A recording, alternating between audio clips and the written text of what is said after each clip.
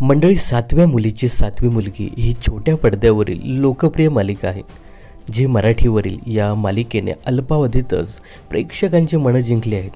तितिक्षा तावडे, अजिंक्य ननावरे, ऐश्वर्या नारकर अशी तगडी स्टारकास्ट असलेल्या या मालिकेत नुकतीच प्रसिद्ध अभिनेत्री सुरुची अडाळकरची एंट्री झाली आहे. सुरुचीच्या एंट्रीने या मालिकेत आता नवा ट्विस्ट आला आहे. तर 7व्या मुलीची 7वी मुलगी या मालिकेत सुरुची आता नागिनीची भूमिका साकारताना दिसणार आहे.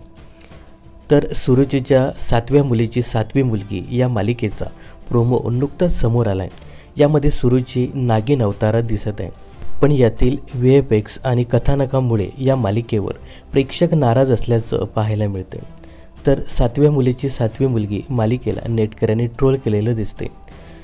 झी मराठीच्या इंस्टाग्राम पेजवरून या मालिकेचा प्रोमो शेअर करण्यात आला आहे. या व्हिडिओवर कमेंट्स करत प्रेक्षकांनी त्यांची नाराजी व्यक्त केलेली आहे.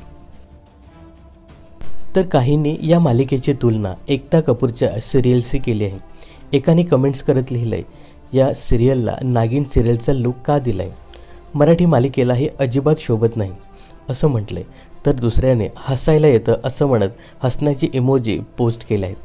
एकाने फनी स्क्रिप्ट म्हणत या मालिकेची खिल्ली उडवली आहे की ते फालतू सिरियल आहे, बंद करा असेही एकाने कमेंट्स केले. अरे देवा, खतरनाक VFX असं एकाने कमेंट्स केले आहे.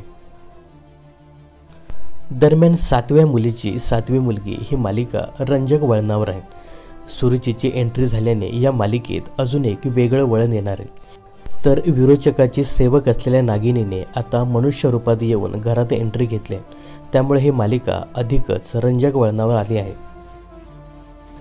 तर या मालिकेत सुरुचीच्या एंट्रीबद्दल आणि एकंदरीत ही मालिका तुम्हाला कशी वाटते हे आम्हाला कमेंट्स करून नक्की सांगा.